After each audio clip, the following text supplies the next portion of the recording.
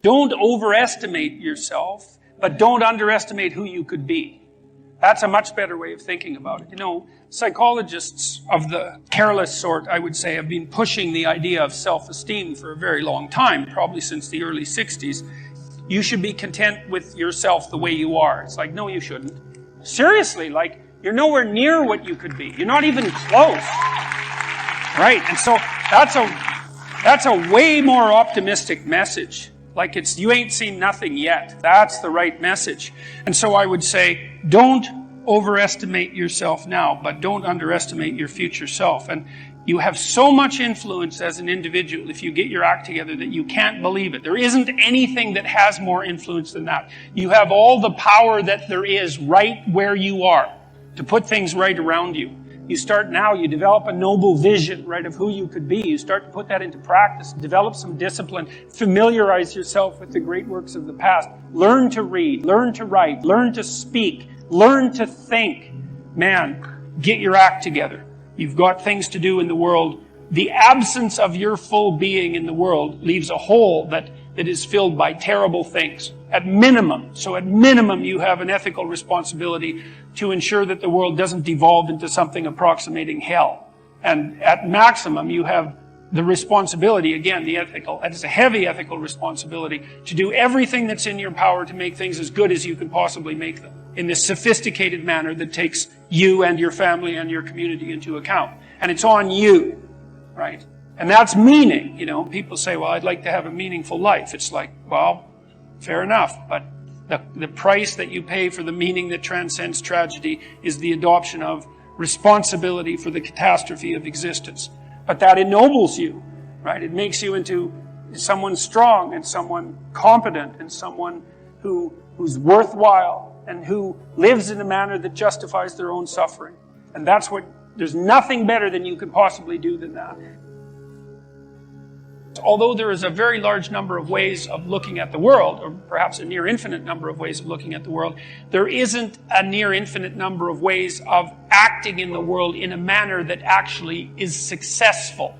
So there are constraints on how you can interact with the world in a successful manner. Let's assume that you don't want undue pain and anxiety. We could just start with that, and I think that's a reasonable proposition. You could tolerate some pain and anxiety if it's in the service of something greater, obviously, but I just mean pointless pain and anxiety. We don't want any more of that than is necessary, and that means that you have to take care of yourself to some degree. But the manner in which you take care of yourself is severely constrained. This is partly why you have to be intelligent and careful and plot your way through life properly.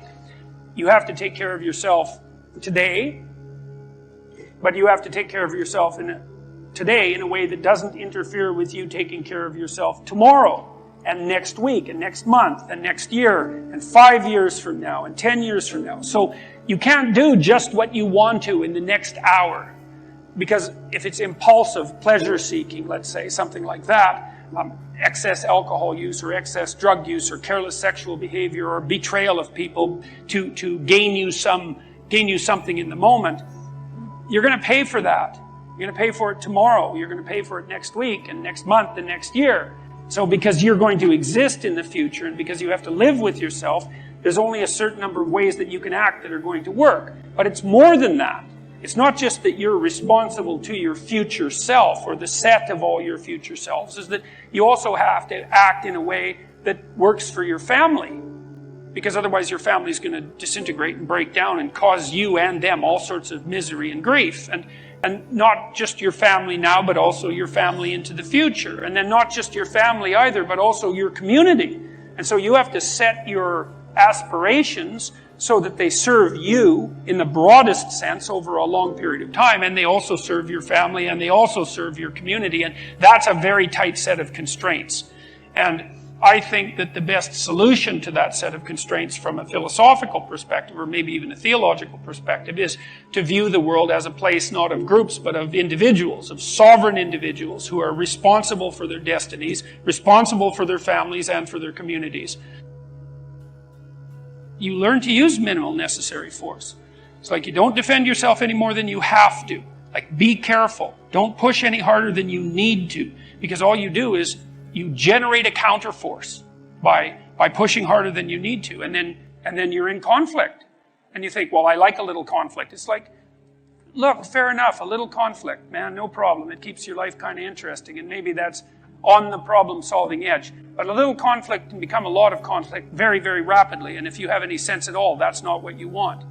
You know, especially if you have other I call the things course that are better to Personality do, and you its should have other Transformations. things And that are better I think to you do. could think about that as a restatement of the idea of being and becoming. And that's what you are. You're, for whatever that means, you're an entity that both is and is transforming. And there's a rule that goes along with that, which is don't sacrifice who you could be for who you are. Which means if you have to choose to transform in a positive direction or maintain your current position, then it's better to transform in a positive direction. Who are you? You're the thing that transforms who you are. But on top of that, you're the thing that transforms who you are. You are the thing that is, and you're the thing that becomes. And you should put the thing that becomes at a higher place than the thing that is. That means you also have to allow yourself to shake off those things about you that you might be pathologically attached to, habits and people, for that matter, ways of thinking, all of those things. You have to allow yourself to shake those off, and that's more like a burning. And you might say, well, I don't know what I should leave behind, and the answer to that is that's a lie. You know some of the things that you should leave behind. All you have to do is ask yourself. You'll come up with a list instantly of 100 stupid things that you're doing that you know you could stop doing. Some of them maybe you don't know you could stop doing. It's like, well, fine, leave those alone for now. But there's a bunch of things you perfectly know well that you could stop doing that would improve your life. What you could bring to the table that hasn't been brought to the table for years is an emphasis on individual responsibility. And the right way to do that, as far as I'm concerned, is to start with yourselves, is develop a vision for your life. You start to think about, if you could be who you could be, what would that look like? That's the beginning of a mature philosophy of being. If you could be the person that you would admire, who would that person be? How would you configure yourself? How would you configure your career, your education, your family, your use of time outside of work? If you wanted to be the noblest person that you could be, who was adopting the maximal amount of responsibility, how would that look? Then you need a strategy to put that into place. And that's the way you change things properly, and also the way you do the least amount of harm while you're changing them. And so it should be an individual focused set of ideas, and that way you can sidestep the identity politics traps, and that would be a very good thing. And I think a modern conservatism, which isn't really all that distinguishable from a classical liberalism as it turns out, is to put tremendous stress on the responsibility of the individual. And one of the things that's wonderful about that, as far as I'm concerned, and I made reference to this a few minutes ago, is that you need a meaning to offset the tragedy of life. Otherwise, you just suffer stupidly, and you tend to make people around you suffer the same way. The way that you find that meaning is by adopting as much responsibility as you can. And what's also so fascinating about that is, you're characterized by an indefinite potential. And it isn't easy to understand exactly what that is, that potential. But it's what people call you on when they say, you're not living up to your potential, whatever that is. That potential will be called forth from you as a consequence of adoption of responsibility, because it won't manifest itself unless you take on a load.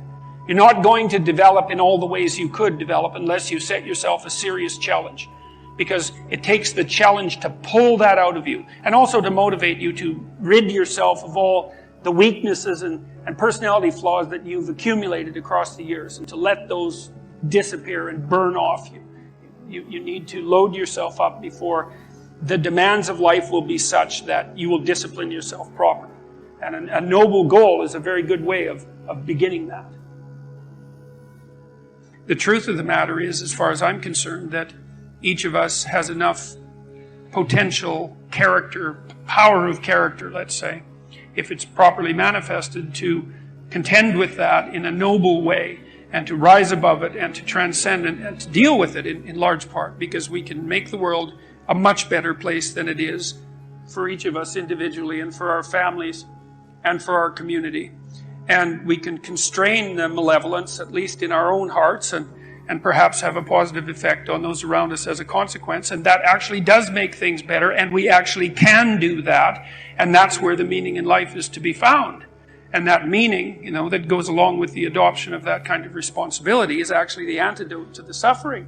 You know that perfectly well because all of you need a reason to get out of bed in the morning, especially on a rough morning, you know, when things aren't going so well in your life. And there will be plenty of times when things aren't going so well in your life. And you still need a reason to get up and get moving and get out there. And if you have adopted the responsibility at an individual level to make things better, given how bad they are, if you've adopted the responsibility to make things better, then you have a reason to get up.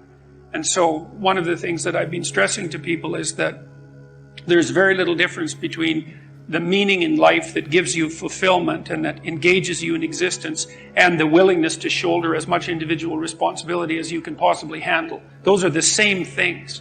And that's a really useful thing to know. And you kind of know this, right? Everybody knows this because, first of all, if you're not living up to your responsibilities, even to take care of yourself, the probability that you're going to be ashamed of that at some level is extraordinarily high. And so your own soul tells you that you're in error, so to speak. But also if you look at who you spontaneously admire, which is a good indication of where your value system really sits, you'll see that the people you admire are always people who take responsibility for themselves and responsibility for their family and responsibility for their community.